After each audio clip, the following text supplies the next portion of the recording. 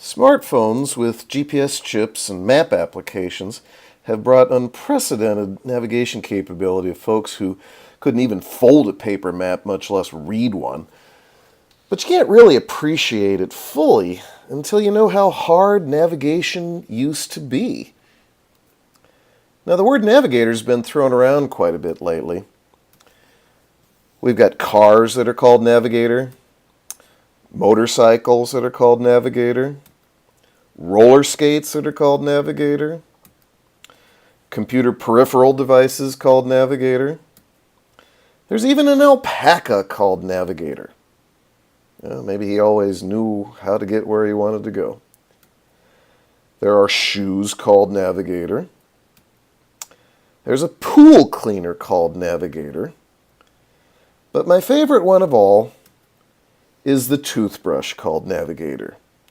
Now, with all due respect to Colgate, and I buy both their toothpaste and their toothbrushes, but with all due respect, who was it in the marketing department that decided to call a toothbrush navigator? I mean, what's going on? Does a person really think they don't know how to find the back of their teeth? I don't get it. What on earth does navigation have to do with a toothbrush? Well, something that's a little bit more on point was the movie The Flight of the Navigator.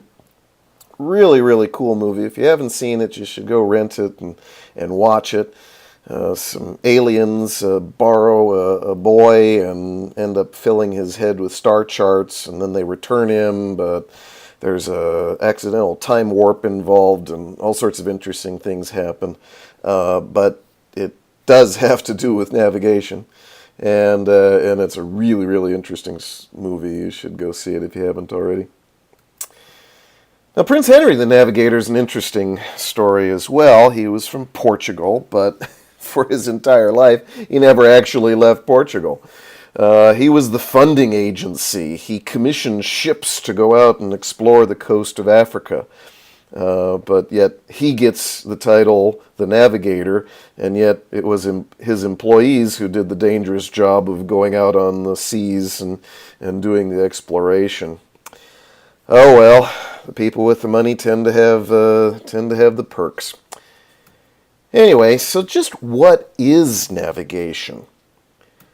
Well, within the navigation system community, the people that produce and manufacture navigation systems, there are a lot of engineers who might think that navigation is knowing where you are.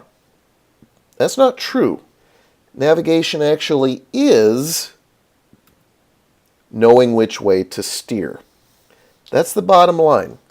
At every intersection, do you turn left? Do you turn right?